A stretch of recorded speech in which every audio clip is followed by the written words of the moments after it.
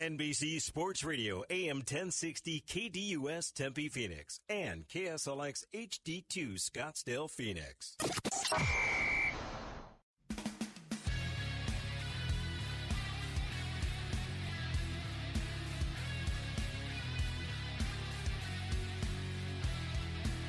Welcome to Real Hockey Talk right here on NBC Sports Radio, AM 1060. Greg, Rick the Hockey Guru, Eric, and of course Dave here, and a very special guest, of course, Rick's father joining us as well. Yes, welcome. Yes.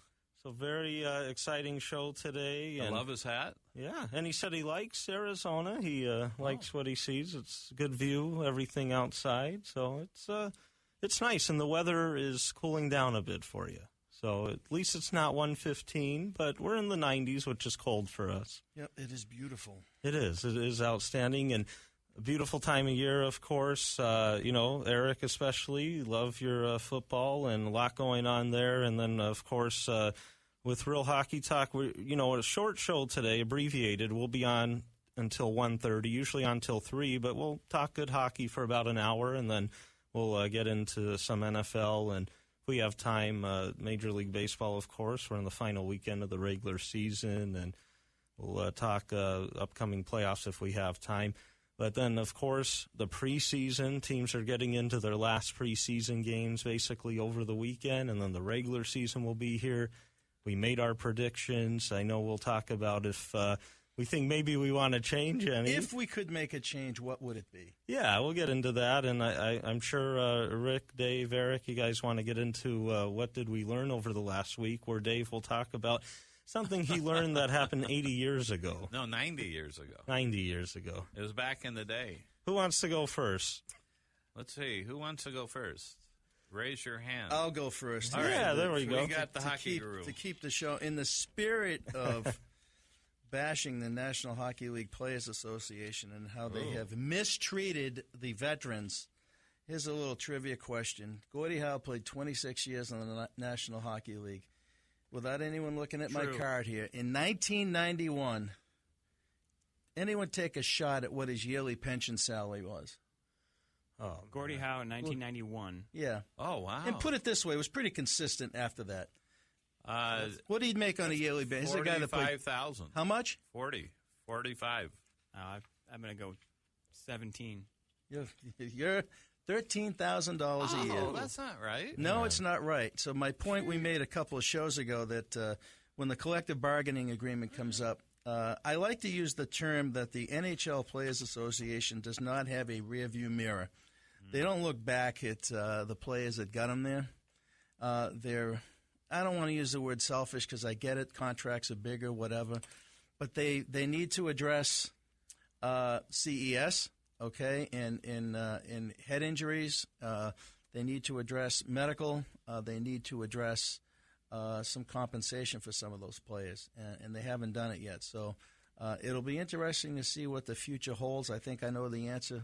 They'll continue to not look rearward, but that's just my opinion. But that's a pretty sad testimony to make $13,000 a year and after playing 26 years in the NHL. Yeah, so are you saying they should compensate his heirs for that? I think that if the NHL owners came back and said, hey, instead of raising the salary cap by each team by $5 million, I'm going to give each team $5 million to go back and they can use it for that, what would the answer be? And I think the players would vote no.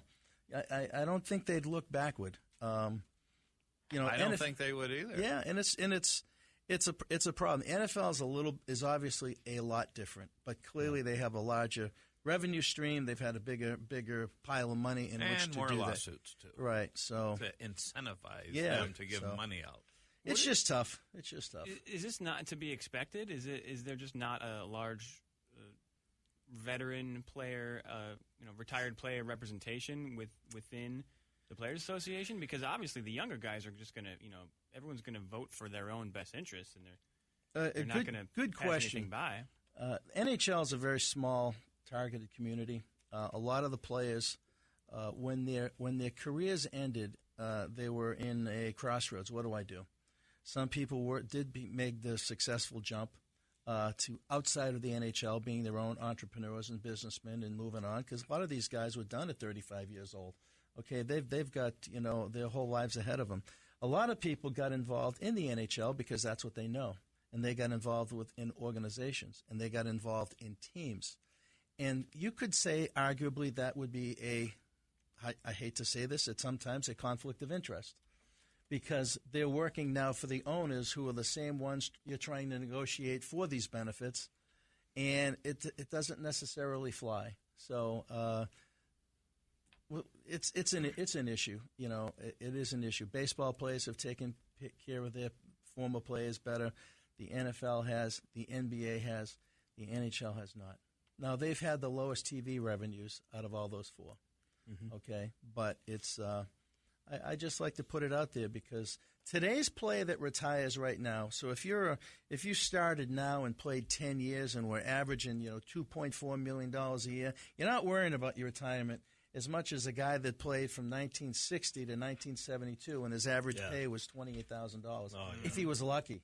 Right. Because the season ended, he'd go back home to Alberta and work on a farm. I know. Yeah. So, how about Westbrook? Yeah, that's a nice deal for over him. $200 million? Are you kidding me? Did that just hit the wires? No, yesterday. Yeah. $200 million? I almost fainted when I heard that. It's a lot of money. Well, it's happening a lot though. I know, NBA but it's like, and wow, MLB. $200 million? That's a lot. That's a big over slice how of the long pie. was it? Was it 5 years or? Yeah. Wow. This I is the don't know, it first just seemed time like a Dave's lot. I heard of an No, when athlete. comparing it to what Rick's saying, it's Yeah, like, it no, I seems know, like with NHL. ridiculously different. He makes more than the president Oh yeah, he does, doesn't he? of this country. Well, yeah, the president waived his salary. No, he makes more than him anyways. Oh, overall, Yeah. you're talking Yeah, about. Okay, gotcha. And we don't care. On that note, this is a topic that I think Americans in general are very undereducated on financial matters. Yeah. Bingo. And these guys, maybe they made it to age 25, 26. Maybe they have injuries. What's the average? The average person doesn't have $2,000 in the bank. Like I think it's 85% even of less people? because Yeah. I think, I know from what I do is trying to make a living selling people insurance, about 87% of Americans live paycheck to paycheck. Oh, yeah, that makes sense. Athletes yeah. no different, possibly even a higher percentage of them. Right. Well, that movie Boiler Room, long time ago, Vin Diesel, Loved great it. movie. Always But- be closing. Right, exactly. And, That was Glengarry Glen Ross, but And this one, too. well, Boiler yeah. Room is the new Yeah. one, isn't it? Oh, Yeah, new Oh, one? you're right. Somewhat. You're ABC. right. I'm yeah, wrong. in You're the right. early 2000s, I think, or late 90s. But you had that situation where they were mentioning how, there's some guys, they make their $1 million and they'll have their Ferraris, but they can barely afford to put gas in Yep. it. Cause, Yeah, it's weird. everything goes to that. And, unfortunately, with sports, you'll see that where you hear about these guys that when they're done playing, and these are guys more recent, so they had their millions while they were playing. And now there's basically nothing, or they put trust in maybe the wrong financial advisor. I know there was that That can situation with Or a lot invested of in the better off. wrong, Yeah, that too. Yeah, Hey, I got a great restaurant idea for you. yeah. All I Give need me is your money. $100,000. And it was reported last week, actually. I read about it. I can't vouch for the accuracy. However, Jerry Lewis, when he passed away, 2 months ago, did not leave any money to any of his kids. Except his adopted daughter, who he really liked, and his wife. Really? So I don't know. Remember Gary Lewis and the Playboys? Didn't Woody Allen like his adopted daughter too? Well, a little bit more than like. oh. I think they got married yeah, or something like that. But That's the but point I of the don't know joke. what maybe there was something to that or maybe not. But I think he had 4 or so kids or 6. man. And, Is that what you learned this week? no, I learned something much greater. It reminds me of a story I just heard about Gordon Ramsay, the celebrity chef. He was he was flying first class. He made his kids sit back and coach. Wow, really? Oh. He said if they haven't earned anything, Well, they interesting. haven't built up enough to when they can afford to fly themselves first class, then they can do it. Well, not a bad I idea. like that. Yeah. Yeah, I that's think fine. so. Yeah, I think that's a good idea. Handouts don't make people work harder. Look, this is becoming a political show now. It is, isn't it? Handouts make people work less. Yeah. I'm Wow. guessing if it turned political, it would be me and Eric versus Dave and Rick. No, I think Well, Eric's actually, on our Dave is side. No, I on, think Eric I'm in is the middle. No, he's saying more of a conservative concept, right? Eric? In that Yeah. regard, yeah. yeah. All right, we'll give you one. We'll have to rely on Rick's dad. He's the decider. Well, this is not a political show, okay? No. But I'm sure we're going to have to dive in at some point today into the anthem because it's crawling over into the NHL and it's crawling over into the NBA. NBA? Oh, that's right. Well, the commissioner of the NBA flat out came right out and said there is going to be no kneeling in the NBA. Oh, is that right? Yes. Oh, Now, I didn't know that. Think about that, though. Why did he come out and say that? I don't know. The tea leaves are going against the NFL, and the wind is going against them, and NBA does not want to make the same That's mistake. true. I heard where was it? I don't want to say Buffalo. It was Baltimore, I think, where they were actually burning season tickets to some of the fans. I mean, burning up their season tickets. That's crazy. It's like, in a way it's crazy, but... Could I interrupt real quick? Sure. We have a shorter show today. Oh, yeah, you're We're right. only talking hockey for 45 more minutes. You are correct. I agree. Who wants to go All right, I'll next? go. What did you learn, Dave? All right, Dave. the New Jersey guy, what's his last name? Nico? Yeah, Hersher? Hersher. Heisha? Yeah, well, now, just call before him the Nico. season, just recently, there was a voting taking place by some experts on who would be most likely to be Rookie of the Year. Yeah. He was the number one guy ahead of Rick's favorite, Charlie McAvoy. He came in second. So Nico had 59, Charlie 52. Guess who came in Clayton third? Keller, right? Yeah, at 40 points. I'll comment on him later. Nolan Patrick, Flyers, 27 points. Brock Bauer, I think. From Vancouver. He's going to be good. He could, yeah. You Good just never preseason, know. he said. But of course, Nico's had a phenomenal preseason so far. So you're going to look for good stuff from him. You got Joshua Hosang, 9 points. Joel Eriksson, EK Minnesota, 8 points. Shabbat Thomas, Good player. Ottawa. Good player. He was in the mix at 7 points. Mikhail Sergachev, I'll say. Tampa Bay, 5 points. I don't even know if he'll make the team, though, yeah. Alex DeBrincat, we've heard of him. Chicago, I hear he's doing very well. Tyson Jost, Colorado. Dylan Strome made it at 4 points. Kyle Connor, Jacob Barana, Washington Caps, and Julius Hanka. And Pierre-Luc Dubois. Oh, I said that nicely. Dubois. I'm good when I'm good, but when I'm not, I'm not. All right, so that's the thing.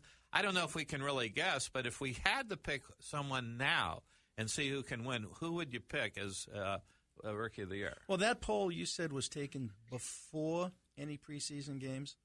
I think. Before training camp? Just a week or two ago. Well, now that's why Keller's third, because he's had a great camp. Yeah. I'm sorry. I don't think before this anyone would have picked him third. I would have taken him in the top 10. But So who are you going to pick as the winner? I know it's hard, but is there someone that you can pick as Rookie of the Year? Maybe not on that list even.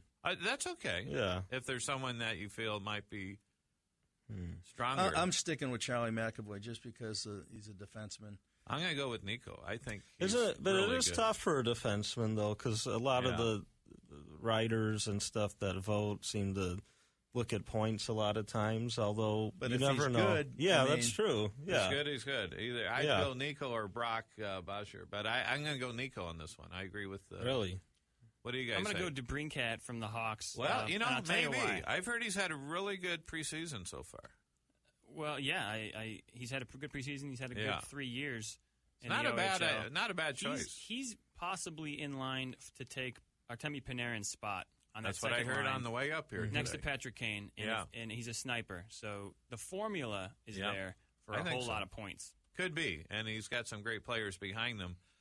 So Rick and Greg, who do you want to pick? Oh man, yeah, it is Tough. Yeah, I think Nico will have a nice year with New Jersey, and he should get good ice time. But I don't know. I He's don't projected to be 45 points. How can you win the Calder with that? Yeah, I mean it's tough to say. A part of it, I mean, it really comes with ice time, things along those lines, and that's what makes it difficult. I guess. Let's say I just kind of look at that list. It's tough. Kyle Connor with Winnipeg potentially could be, like their top line there. You have Blake Wheeler with him, and possibly Scheifele. It's a good line. I think I may go with him because I think Winnipeg, I like their team this year, and I think I think he maybe struggled a little bit in this little cup of coffee last year.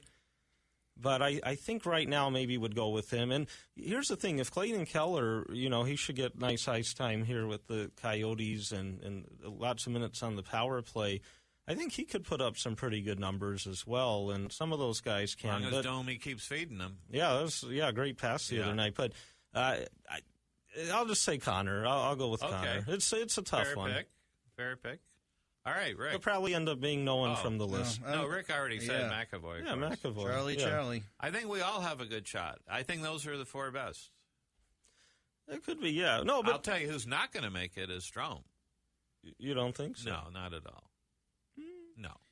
I agree. I wouldn't say he'd win Rookie of the Year or anything. Yeah. But I'm not saying he won't have a bad year, but but with his preseason, though, if you actually watch, there are things he's done that are, maybe the offensive stuff, skating, whatnot. Maybe he's not going to have a big time rookie year if he is with the team the full year, but.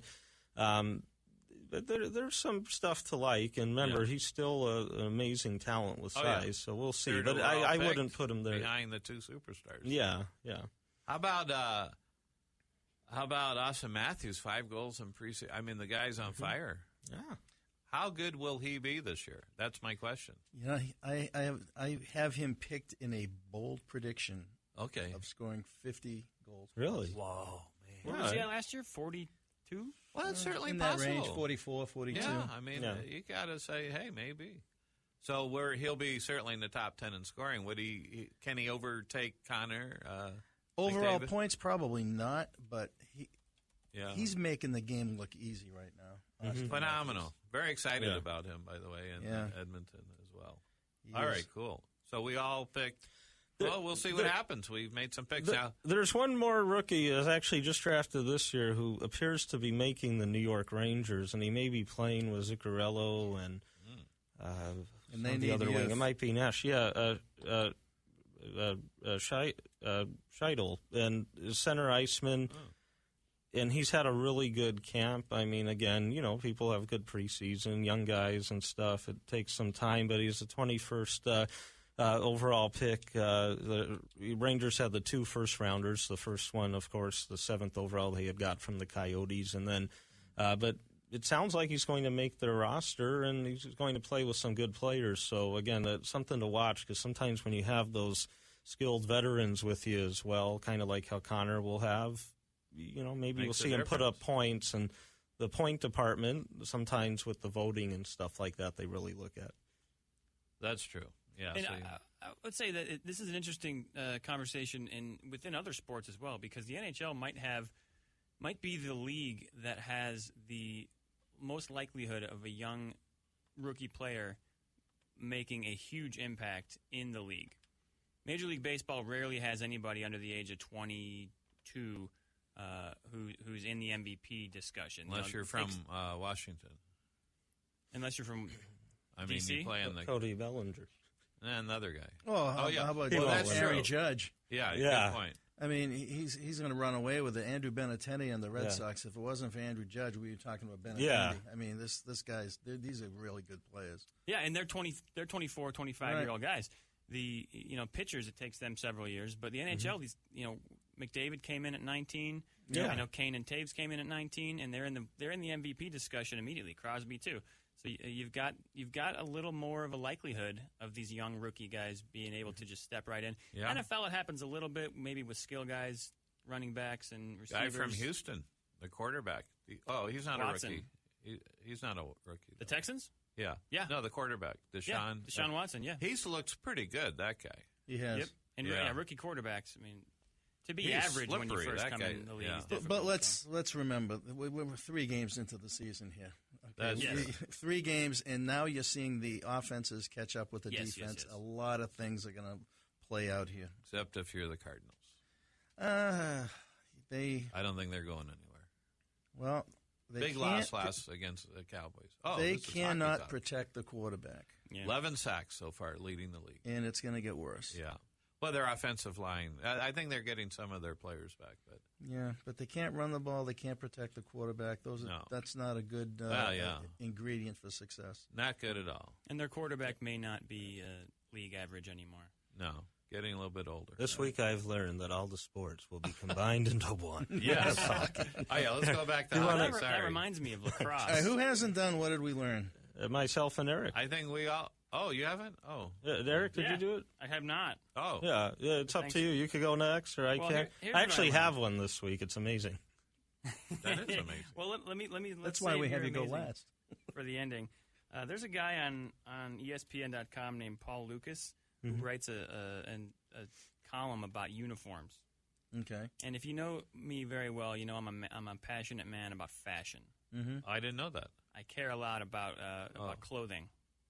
Like I do. I'm kidding.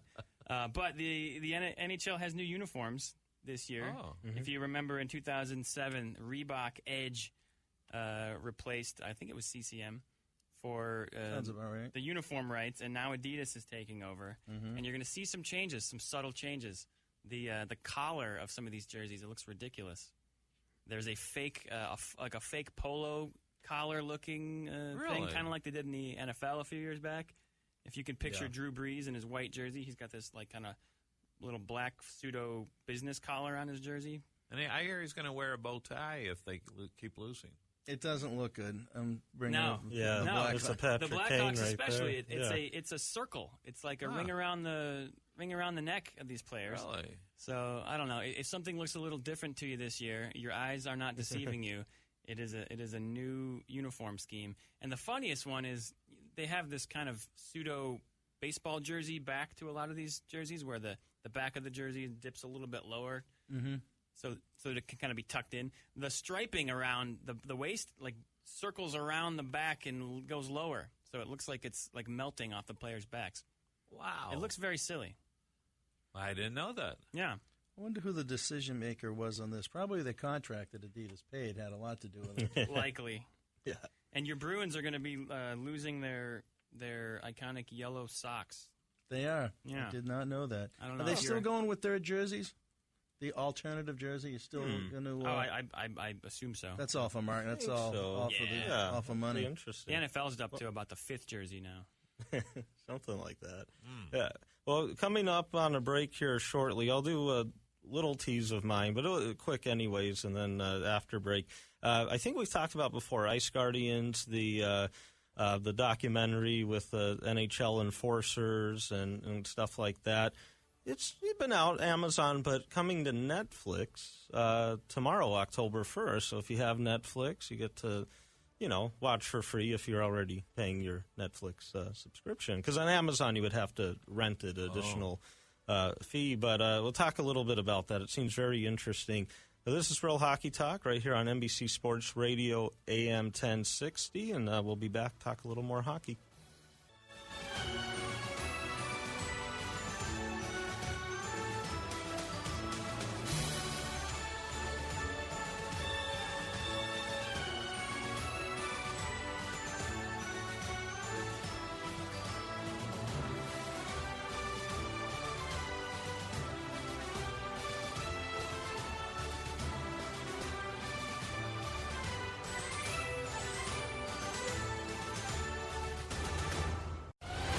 Super Bowl champion Dale Hellestray and the Angry Fan are hard on sports with the Sports Rage. Weekdays 3 to 5 p.m. on NBC Sports Radio, AM 1060.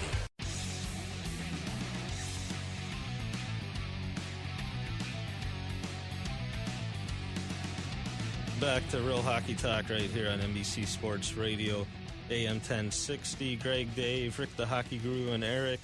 And, of course, I was just finishing off on my what did I learn this past week. Now, Ice Guardians, of course, great documentary. Hockey fan, sports fan, anything, you got to watch it. Jay Baruchel's in it. He was a former NHL enforcer. No, but, of course, he's a very funny actor, Jay Baruchel. But George Peros, Wendell Clark, Brian McGrathen, they have scenes in it. Joey Kosher. The late Derek Bugard, footage with him, and the late Sasha Lakovic, who, played a little bit in the NHL. Also more known as of recent, he was in the movie Miracle. He was the main guy on the Soviet team, but he had unfortunately, sadly passed away a couple years back.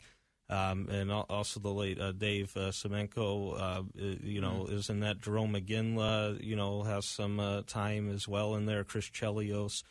And then a guy, Brett Hall, I don't know if he's ever fought, but a terrific goal scorer in his day. But he has some time in there. A lot of other guys. So check it out. This is a documentary. It is, yeah. And it McNasty? Was he in there? Who? McNasty? Who's? Marty McSorley. Marty McSorley? Oh, I'm sure he could be. I'm just looking through some of the lists. Of lists. course, Dave Brown has to be. He probably is. I'm guessing Schultz probably is. Some of the other Flyer guys from the 70s. Oh, yeah. So check it out. Again, it's on Amazon now. You could rent it on there, but tomorrow it does come to Netflix. And so if you have your Netflix subscription already, go ahead, watch this. Sounds good. There's a good video. TSN did a documentary. TSN Kim Paul Karai. It's called Surfacing. Oh, okay.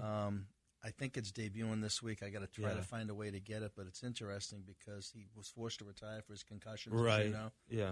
And he talks about it. That hit on the ice in some of the things moving forward. He has no recollection of anything. It's really amazing. He was saying that he didn't remember the Stanley Cup final that he was scoring in the last couple games of it. Yeah. He's kept his silence. He's getting inducted in the Hall of Fame, and I think that'll be eye-opening for a lot of people to yeah. Wow. Watch. There's another name for sure will be in it, Dave Tiger Williams. Oh, I'm sure he probably was. Right. Oh, yeah. And again, it's been out for a little bit, but now that opportunity, since so many people do have Netflix, to watch it for free, and probably more promotion would come from it, hopefully. Mm-hmm. That was a good one. I'm going to vote for you. Had the best. What did you learn today? Okay. Yeah. Can't vote for family members. Yeah. Oh, that's right. I forgot. I'm going to abstain from the vote. Yeah. Wow. I'm going to take a knee. Before the vote? Yes. And then stand during the vote. That's too socially. I can't vote. Okay. It's just too bad. So we want to see who would we revise? It's a topic here. We don't have a lot of time. A lot of things have changed since the 2-3 weeks we started putting East and Western Conference. I have if you want, I can pass everybody's. Oh, thank you. Because I already forgot. Pass this over to Eric and pass this over to Dave. Everyone's picks. I mean, my picks. If I look, if I look at my picks, and we went 8-8. We went Eastern and Western. Let's not talk points. Let's talk all that. If I had to do it all over again, based on what I've seen in the Montreal Canadiens in the preseason, 1-5 or 1-6, they only scored more than 2 goals once. That was last night, 3-1. They stink. Okay, I'm going to flat out say, and I love saying it because I'm not a Montreal fan. I don't see how they make the playoffs. I had them in. I feel bad about that. And if I would have put the Capitals in as that 8th spot instead of Montreal. So that would be my change. And I tried to find a way to get Winnipeg in. Okay. Because I'm leaning Winnipeg, but based on the 8 teams I had ahead of them, I don't know who I'd push out, and it might be a bubble team of it could even be Nashville or St. Louis or Chicago. I don't know. That's how tough the Western Conference is. It is. It is going to go down to the last week.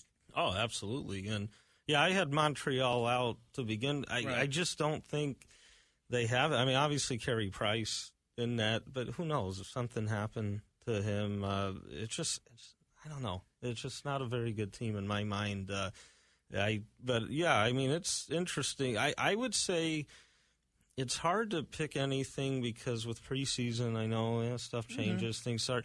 St. Louis, the injury bug that they've caught, and with Fabry now being out the whole year, I was expecting some pretty good things from him. He's injury prone. Yeah, and I mean, that's true. And I know some other guys, Steen's battled some injury, stuff like that.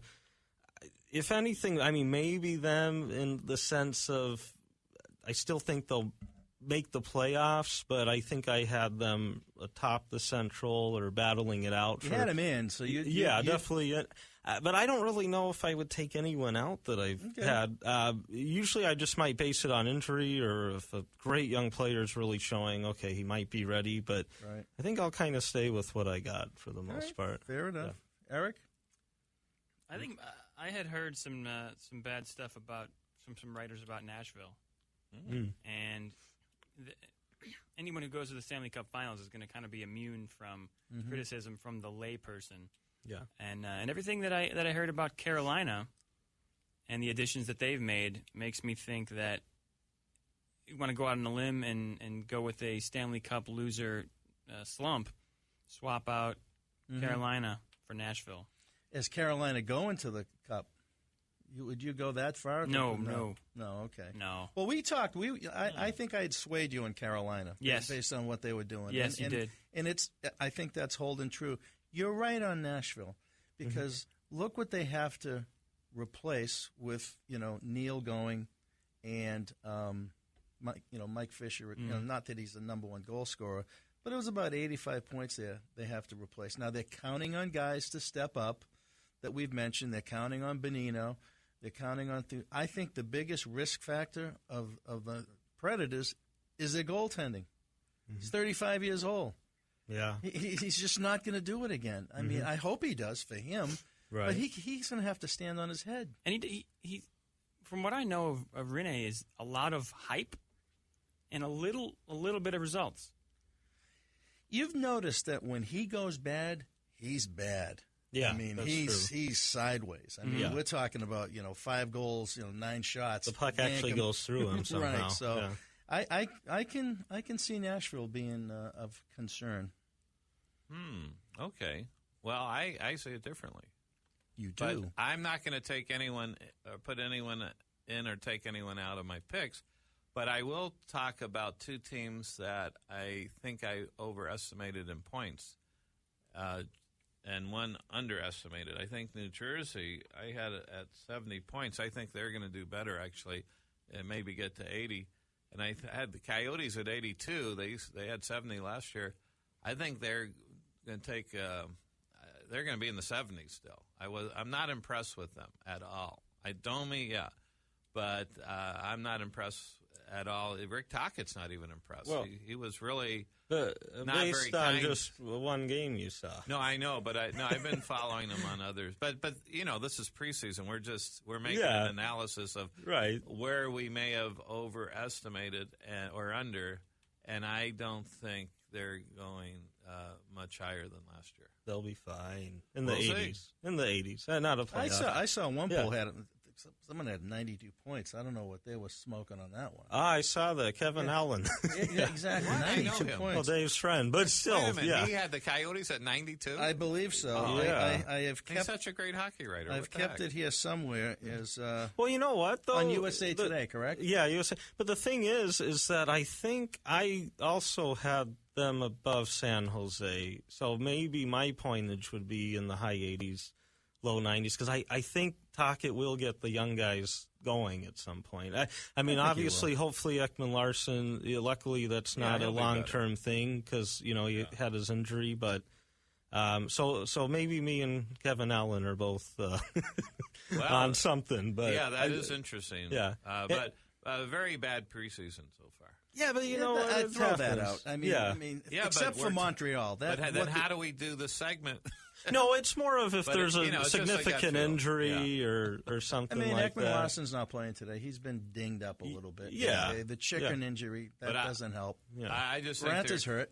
Yeah. I think they're just too young. Is he starting the regular season? Do we know if he's going to be healthy? Not sure, yeah. I mean, no, stuff like that is the big questions. I mean, because, when you do have significant injury concerns, in your mind, okay, things will change. And so we'll see. I just with the Coyotes, I still think, and they, the other night, sort of a rough game. I will say, though, and Dave and myself talking off there, Clayton Keller, who has had, I think, a good preseason, is with his goal, Dave, he had an open net. Well, no, the thing is he was shooting on the 8-legged spider, Jonathan Quick. And if you saw Quick with his stick, Keller showed his goal-scoring ability because some guys would have still missed that because it wasn't quite wide open. And with Quick, so I would still say the way he roofed it, he made sure, and he was in the right spot. And so, great pass by Domi per se. And these guys, if they play together, I think they'll mesh really well. Well, Jim Fox even said that he gave the major credit to Domi. That goal could have been scored by anyone. I'm not saying that's not taken away from him. But no, actually, Jim Fox said no. He did a good job to make sure that he roofed it. I got the replay. Yes. All right, but that's my opinion, and I think they're going to get off to a slow start. I think in the middle they will do. They'll start taking off a bit, but the competition's too strong. They're going to be no more than 75 points. That's so you have no changes really. I don't really have many changes. Just on your points per se. Yeah. Well, on my points basically. I think New Jersey will do better, and Coyotes will be doing in the 70s, not the 80s. Wow, Kevin Allen 92. That's interesting. It is, but he also has the both Colorado and Vancouver getting more points than Vegas, and I don't see that. I think Vegas is going to be better than people think they're going to be. I think they can be, yeah. And part of that, too, is not just the D. Obviously they have excess amount of D, and I think their goaltending will be nice. But some of the forwards that, they picked up even that maybe didn't get an opportunity with the teams they were on. And Alex Tuck from Minnesota, I think he's going to have a nice year for them. And he was a pretty highly rated prospect there, but I know Minnesota wanted to keep their defenseman, because they had some good ones there, so they moved him there to Vegas. But I think Vegas could be decent. I mean, last in the Pacific or with Vancouver battling, but I agree, they'll surprise some people. You know how all the arenas have promotions like the Coyotes had $1 beer and hot dog night or something, or Buck Bash, I think it's called. It's phenomenal. I can't wait for Showgirl Night in Las Vegas. Showgirl Night. That's going to be awesome. Isn't that every night, though, in Las Vegas? Yeah, actually. But at the actual arena. Depending on where you go? Yeah. But that's going to be fun. Yeah. That will be fun. All Showgirl Night. You're talking about the 1990 Roaring 20s. Film? Yeah, the Roaring 20s. Oh, man, one of the great films of all time. Yes. One of the best, worst films ever. Saved by the Bells, Elizabeth Berkley grows up. Oh. And goes to Vegas. Quickly. And disappeared after the movie came out. Yes, she did. She did? Yes. Speaking of bad movies, I'm going to go entertainment here. I'm sorry. I watched Natalie Portman and Jackie the other night, and that is horrendous. Really? Never seen it. It is horrendous. Wasn't she nominated for an Oscar? For that, I'd be shocked. I mean, I can't even watch it. It's that bad. Why? She's trying to impersonate Jackie Onassis, or Jackie Kennedy at the time, and it's all about within everything that day, and after it in that horrible day, November 22nd, 1963, and she just tries so hard to have this Jacqueline Bouvier accent that it's just. You couldn't get Eric, past the you're accent. a master of the art. Go watch it and you'll see what I mean. How about America Made? I heard it's really got good reviews. Tom Cruise going tonight. You going tonight? My father doesn't even know it. We're taking him to taking him to the movies tonight. Took him to see Dunkirk yesterday. That's your 7th time seeing Dunkirk. Sixth time. Oh my gosh! Oh, okay. And Battle of the Sexes is out too. You remember that? I don't. Billy Jean, yeah, King, and that's Steve Carell. Oh, okay. Acton, Massachusetts, and Emma Stone. And Emma Stone playing. Phoenix, Arizona. Yes. Both got very good ratings, by the way. So if you have nothing to do tonight, then go to Vegas. No, I mean go to the movies if you want. Emma Stone that's pretty good playing Billie Jean King. I mean, yeah. Oh, she's great. Oh yeah. Xavier Prep High School, Phoenix, Arizona. Oh, did you? That's right. Yeah. Not bad. And I saw Brad Status. Anyone see that? Who's Brad Status? Ben Stiller. You know, I'm a big Ben Stiller. Oh, actual movie. It's pretty good. Yeah. Not a bad movie. I gotta check it out. I haven't heard of it. No, I haven't. Brad Status. And that's our entertainment section for today. Yeah, and it's my fault. I broached No, it's okay. that one. We love entertainment. I broached that one. I gave Jackie a Razzie. So it was the accent, right? Yeah, Bostonians the whole despise a bad Boston accent, right? but she didn't have a Boston accent, so that's not where she was from. So she had this. She was, classically trained. She was, she just had that maybe more French, and it's just bad. It's just not good. Huh. She comes across as a psycho in the movie. It's it's not good. The character comes across as a psycho. the acting comes across. Okay. If you're listening out there, I'm sorry. Stick to And she might be. We know her very well, by the way. Doubt it. I don't think she's a big hockey fan. No, she's a Greg fan. She is. Is she still writing you letters, Greg? Who? Natalie Portman. Oh, every day. Every single day. So why don't we look at the Pacific Division real quickly? Who will fall the furthest? I think we're all going to agree on this one. From last year? Yeah. L.A. Kings. Fall the furthest. No. Not rise. I did that just to lob the grenade. No, we all know it's going to be San Jose. Probably, yeah, because I didn't have them making it. So, yeah. I think so. I don't think they'll make it either. I didn't have either making it, by the way, L.A. or San Jose. Oh, that's right. Likewise. Yeah. Now, what team... Well, let's just put it this way. Mike Smith, another change of goalies, this tandem, both pairs of goalies the last 3 years completely changed. Can he be the answer to Calgary? I'm not sure yet. I don't know. He's got Eddie Lack with him, right? So he's got. Yeah. But Eddie, if you just can't play Mike Smith 60-plus games, right, and that's going to be the key. Mm-hmm. And if there's a healthy balance, that's one of the storylines to watch. Yeah, it is. That's going to be tough. And I thought Smith was great last season here. I just, a different area up there playing in. I mean, media coverage, stuff like that different. I mean, I've always thought, obviously nice guy off the ice, but mentally during a game, if there's a softie, he's done. Yeah, exactly. Fragile. Anyone near his crease. And it's fine for goaltenders to get a little agitated, but sometimes over nothing. Don't throw your stick. Oh, that too. But I just think that's what could make it tough. Yeah. But he has a real top-notch set of 6 defensemen in front of him. That's true. In top 4. I mean, big difference. Yeah, that is true. He is also a guy, though, that seems to be on his best when he's facing a lot of pucks. True. And the thing is a lot of shots he's going to face will come from the outside and be very stoppable, but he may not face as many as he was used to the last couple of years, or at least last year, obviously, when he had a nice bounce back year. So we'll see. So here's another question for the Pacific. What team has the greatest chance of bust potential? I mean, high expectations, but they could also fall a bit flat. Who is that? Well, I'd go with Anaheim. Yeah, I agree. I go with Edmonton. Oh, I don't see them. No, you get Talbot, McDavid injured, any one of those. Well, we could say, all right. Okay, so that narrows it down. Getzlaf, Perry, injured. So, no, you're true, though. No, because I think there's more depth on Anaheim, but I think Edmonton might have, if they have any serious injuries like that with Larson or any of the stars, it's going to be a tough one. Well, they do have Draisaitl there as well, and some. But I'm just saying, from the expectation standpoint, I mean, I think they're going to go to the Stanley Cup Finals personally. But if any of these injuries could turn it around, that's just all I'm saying. Okay. Well, 3 goalies to watch in the Pacific: Cam Talbot. Yeah. If he plays 70-plus games again, that's not good. Right. Watching Mike Smith. Oh yeah. And watching the health of Jonathan Quick. Mm-hmm. Yeah. Okay, they're all for different reasons. Talbot for too many games, Smith for being fragile now in a different market. Yeah. And if a healthy Jonathan Quick is better than the other 2 guys.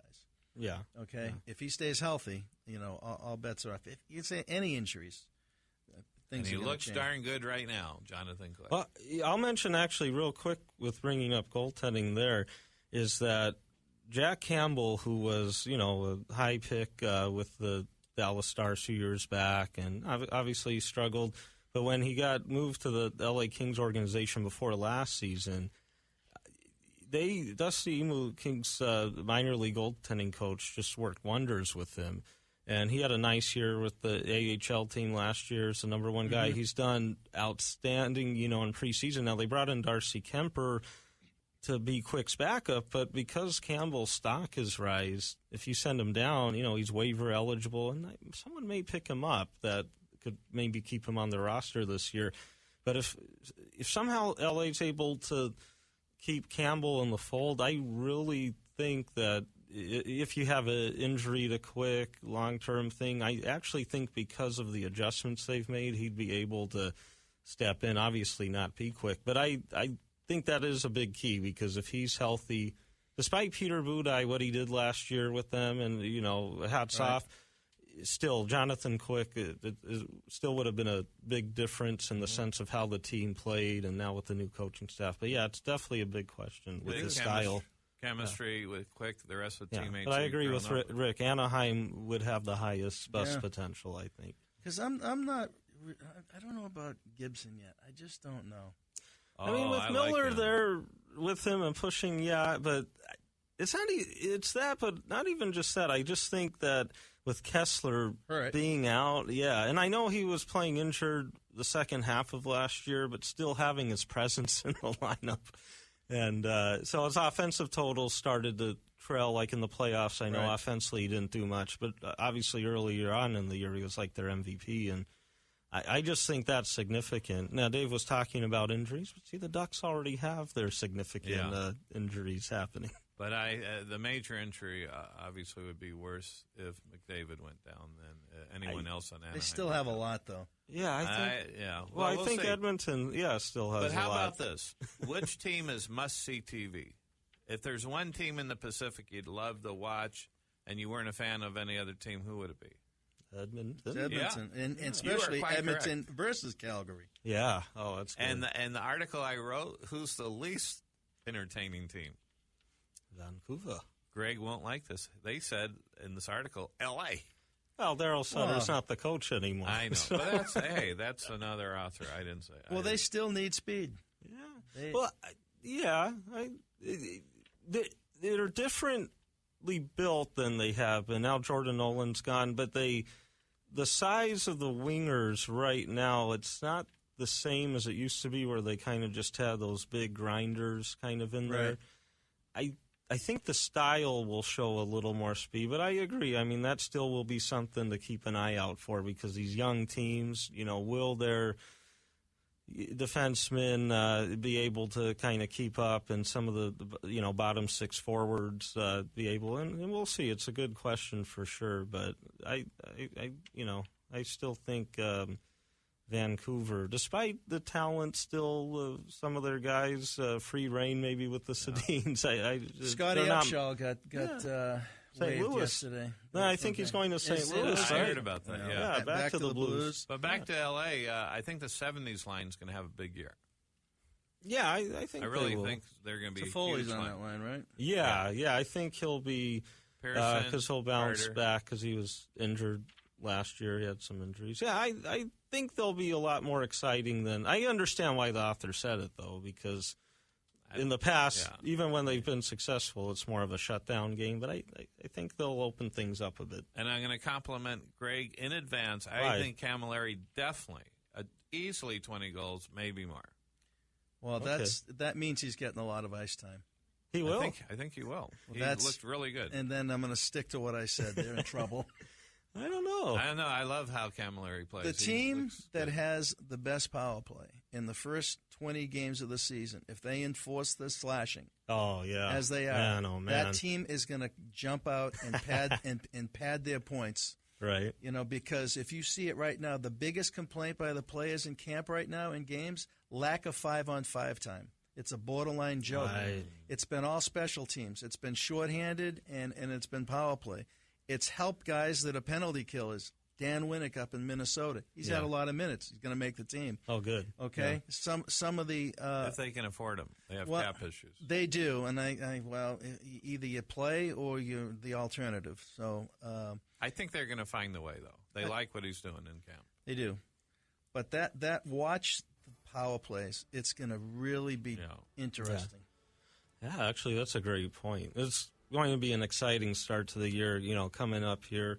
October 4th kicks things off. The Blues will battle the defending Stanley Cup champion back-to-back Pittsburgh Penguins. And, so that kicks things off that day. And so really exciting stuff. This is Real Hockey Talk, NBC Sports Radio, AM 1060. We'll be back. We'll talk a little football and maybe get a little baseball in. So hockey is done for the day, sadly, but there's still some good stuff coming. We'll be back.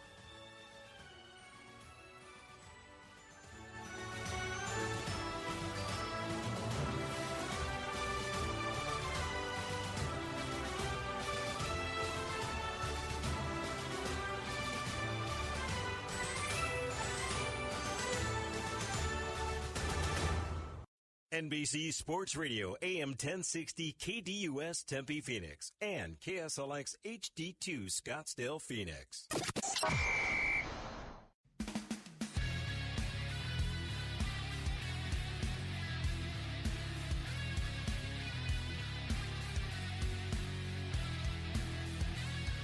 And welcome back. Breakthrough Sports here, NBC Sports Radio, AM 1060. And, of course, Greg, Rick the Hockey Guru, Dave, and Eric, and going to get into a little NFL action here, about a half hour left in our abbreviated show. And then dry your eyes. Next week, unfortunately, we will not be on. Preempted next week, but possibly 2 weeks you'll be able to hear Dave, Rick, and Eric. And I'll be out of town. And a special NHL veteran call-in. Yeah, that's right. I'm not going to spoil it yet because we want to make sure, but we're going to have a legend. Talk about legend pension in the game come in. Ooh. A legend in my own mind. One of the greatest defensemen that ever played the game. Bobby Orr's calling in? No. Oh, I'm so excited. We're not going to spill the beans yet. Barry Melrose. Yes. Oh, yeah. Oh, he just got a contract with NHL Network. Oh, okay. Good for Barry. ESPN and NHL Network. Huh. Both. I don't know how that's possible. I don't know if you saw the I just want to mention $200 million, though. The players aren't going to the Olympics. We all know that, right? Yeah, okay. Correct. And NBC is not happy about this. Did you notice what they did? No. Those 3 weeks that the Olympics are on, guess what? No NHL games on NBC here in North America. At all? None. Yeah. Wow. That is a subtle. What are they going to put Well, on you got to instead? say, They don't Olympics. They don't I care. heard the badminton championship, they might. No, I haven't heard that, actually. Yeah, they came out and very subtly said, okay, I had no idea. Yeah, we won't show any games those 3 weeks. So that will make an interesting bargaining chip next go around. Do you have center ice? That's the question. Yeah. Yeah. What's NHL Game Center. Yeah, What's go the ahead. major? That's what it's called. What's the major? The Players Association is in favor of playing in the Olympics, but The league ownership's doesn't not? want to go dark for 3 weeks. Yeah. And a lot of it has to do with the owners with revenue.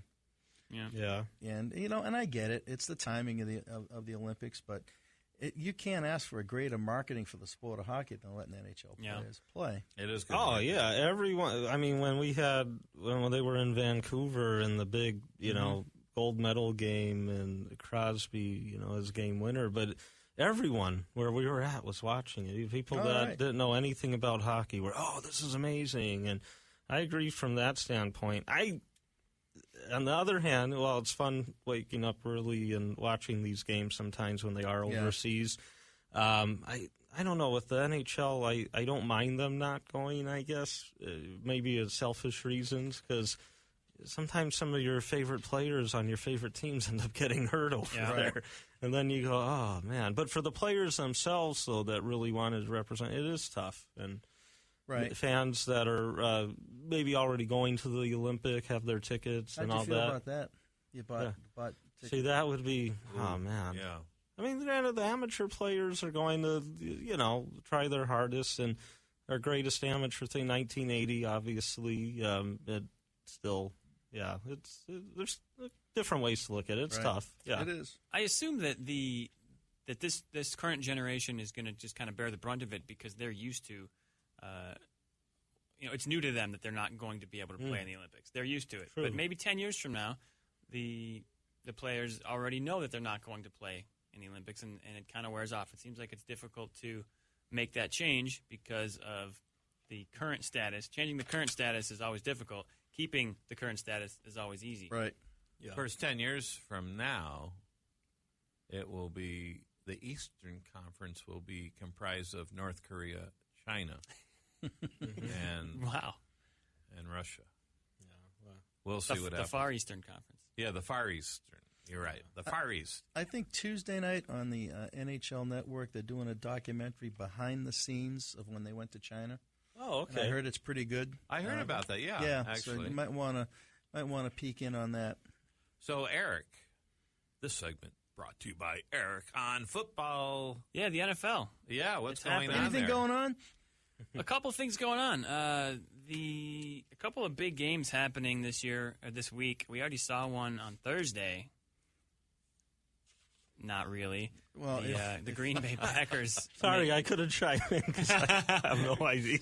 And what did Aaron Rodgers only completed 18 passes, 4 or 5 for touchdowns, something like that? Yeah. Phenomenal performance. Yeah, he usual. owns the Chicago Bears much like probably better than any player owns any other team. But you've got a couple of big division games here. There's only 2 teams that are 3-0. Kansas City and Atlanta. Playing well. You often have, teams, 3 or 4 teams undefeated into week 5, 6. I remember maybe 10 years ago we had Right. 3 11-0 teams. I want to say. Yeah. So you're definitely seeing parity, but you've got a big division game, Oakland at Denver. Yeah. That division is terrific. Those are 2 second-place teams. Both coming off losses. Yes. Denver losing in Buffalo. Yeah, the whole fly east game. Yeah, Denver. That usually only affects the Cardinals, but it affected Denver.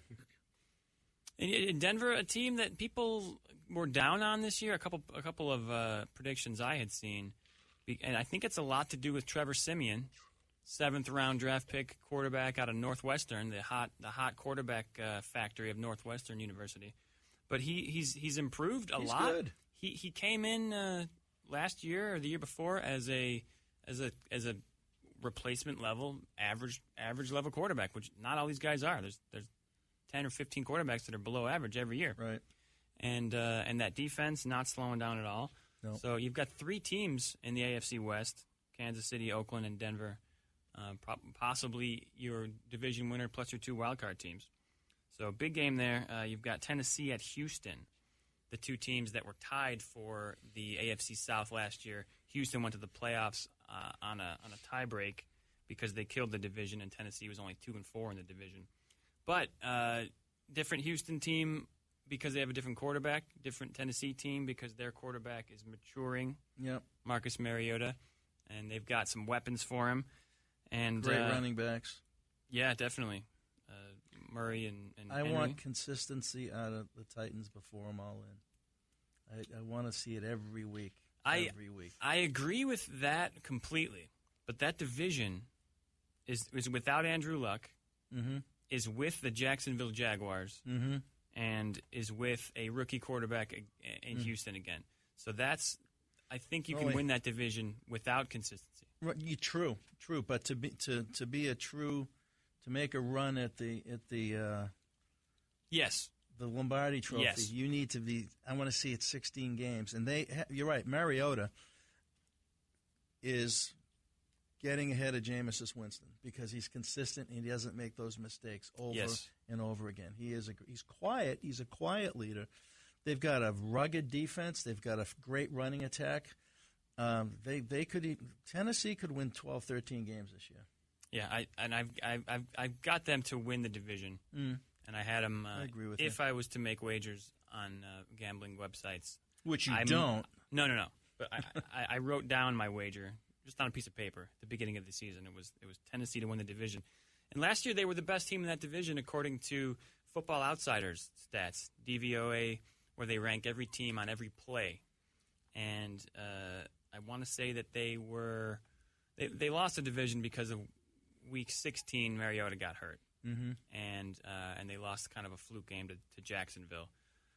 But that division is so weak that I think that I trust Mariota more than I trust Deshaun Watson. For a third game quarterback, looks pretty good. Yeah, you can see how athletic he is. He's smart. He's got a cannon for an arm. Like I said, a lot of things are going to change, and it's only 3 games in. What's going on right now? There's a big audition going on for the future for a particular player there, and it's Jacoby Brissett. Now we're talking about the Colts; they're going nowhere, but he's getting playing, and people now are seeing he's good. Yeah, sure. He's good, and he is going to have – someone's going to want him to be a starting quarterback. It won't be there with luck. It's just not going to happen. But he's probably going to get 2 or 3 more games, and we saw a glimpse of it last year in New England. I did. He is a good player, and he's smart, he's strong, he's big, it's hard to tackle. He's going to be he's a player. He went to Brady University for a year and a half, and was thrust into it the third week of last year? Games 3 and 4, and won them both, or was 1-1? They were 1-1. And yeah, I mean that was an under the radar trade right before the beginning of the year. But yeah, right. So no, he's the real deal. I like him. You know what I'm disappointed in is that when the Cardinals had lost last week, the day after you don't get a free Dunkin' Donut coffee. Oh. If the Cardinals win, the next day you get a free Dunkin' Donut coffee. Well, so you're not hopefully going to get many free Dunkin' Donuts this disappointing. year. Well, maybe the person working the drive-thru won't know much about it, and that would say, be yeah, good. They did win, but I'm sure they have a little code that comes up. In fact, I'm going to be bold and say this week the Niners are going to beat the Cardinals. Is that bold? Oh, that is bold. Yeah. Their offense came back last week for the Niners. Yeah, how many points did they score? 40? Well, yeah, so I don't know. I just think... they still have Brian Hoyer as a quarterback. That's true. So anyone agree or disagree? No, I think the Cardinals will win this week. The Cardinals are a 7-point favorite at home, so yeah. It would, but you never know. It would. There's a lot of weird stuff last week. A lot of the teams you thought would win didn't win. How about the Ravens? I mean, 11 home underdogs last week. That was weird. There's your answer. Yeah, it was very strange. Buffalo was only a 3-point underdog against Denver. People were like, "What?" Steelers lost. Ravens lost. Ravens, Baltimore embarrassed. So the next big division game, so Tennessee and Houston, more the up-and-coming teams. Baltimore hosting the Pittsburgh Steelers. Mm-hmm. Another division game. Which team shows up? For both teams. Yes. They both hate each other with a passion. Oh, yeah, one of the best rivalries, obviously. Baltimore embarrassed last week in London. 2 quarterbacks probably on the downside. Joe Flacco not. Did he get benched or what happened in that game? Is he injured? They were running up the score. I assume that the fake punt up 37-7 was a little bit. That's going to come back to haunt. That was a nice little Steve Spurrier move there. Yeah, they were trying to get some extra AP votes. Up 37 points. Yeah, don't give that play away. Then that was not the brightest bulb. Yeah, and that was certainly Jacksonville's been to London like 5 times. So they're likely a little more comfortable, and maybe it was just the home crowd, the Coach Wembley Harbaugh Stadium. said we're not going back anytime soon. He blamed it on the travel. Yeah, well, it's a smart way to deflect, I think, for sure. Absolutely. So Pittsburgh a 3-point favorite on the road against Baltimore. Baltimore 2-1, though I don't know. They think they're probably a weak 2-1 team.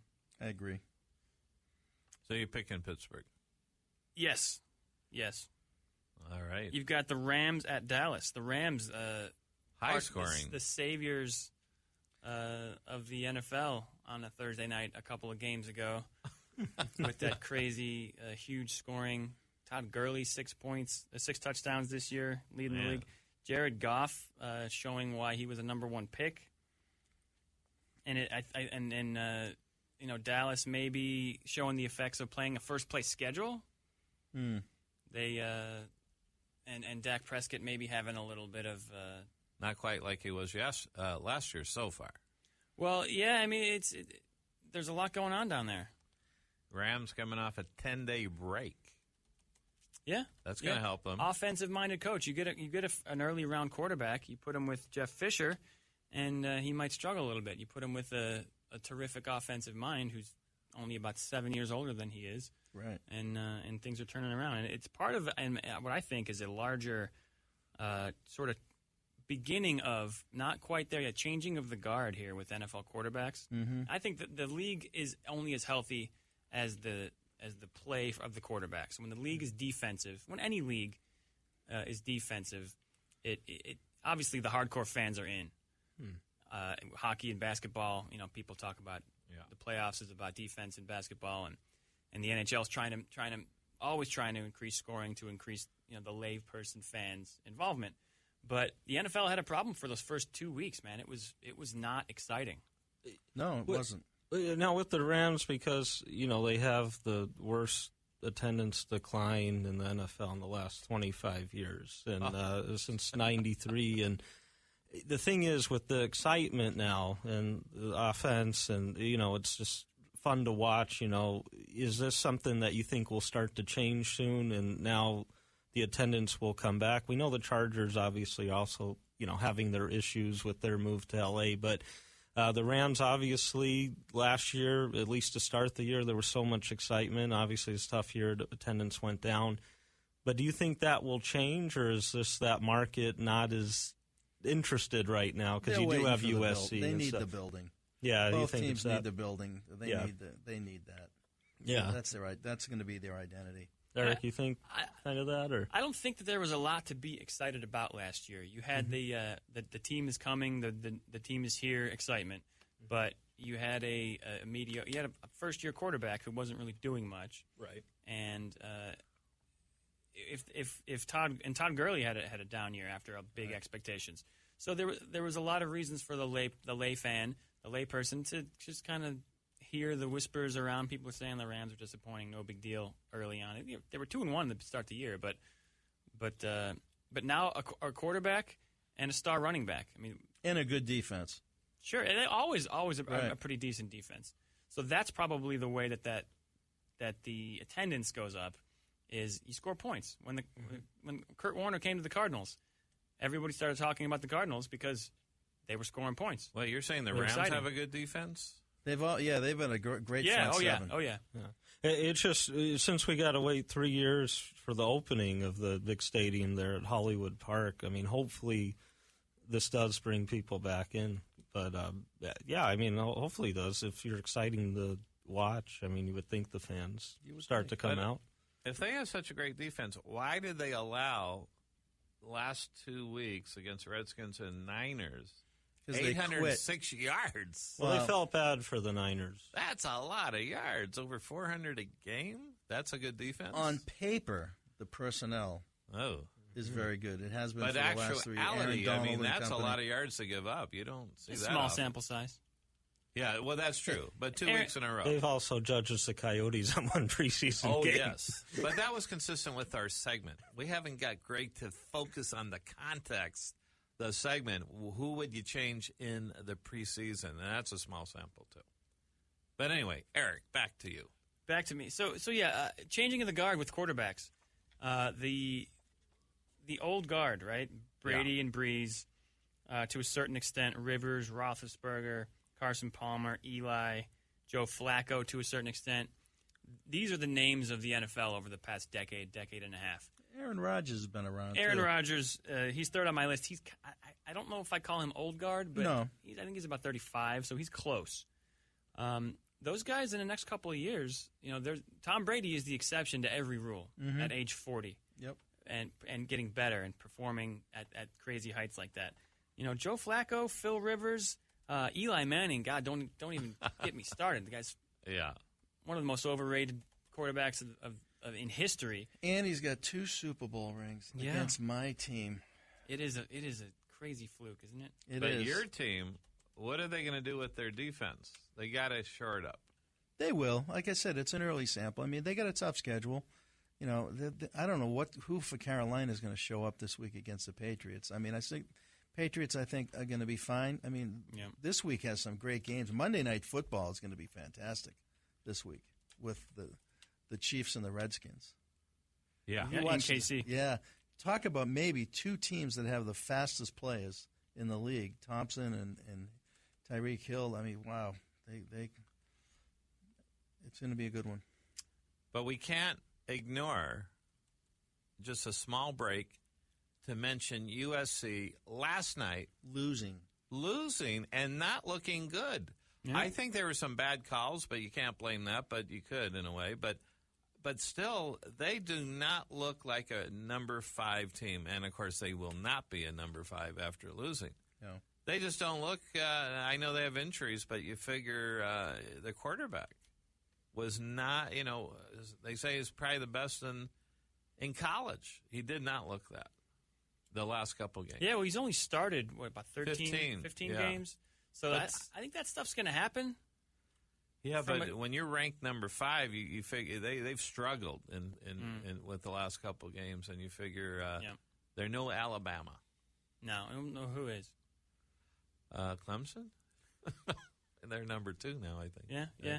So, and to your point, Sam Darnold, part of what I'm gonna call the new guard of NFL quarterbacks. We've got a couple years ago, Jameis and Mariota drafted 1-2. Last year, Goff and Wentz drafted 1-2. Wentz has looked every bit of an NFL quarterback. He's got size. He's got leadership, composure. They say he's humble and quiet, but terrific in the locker room. And Goff was kind of a question mark, but he was picked first for a reason, and we're starting to see why. Don't forget about Dak Prescott. Don't forget about our Deshaun Watson, big-time college, played in back-to-back national championship games. Right. So there's a lot of pedigree there. Don't forget the 3 guys that were picked this year in the first round.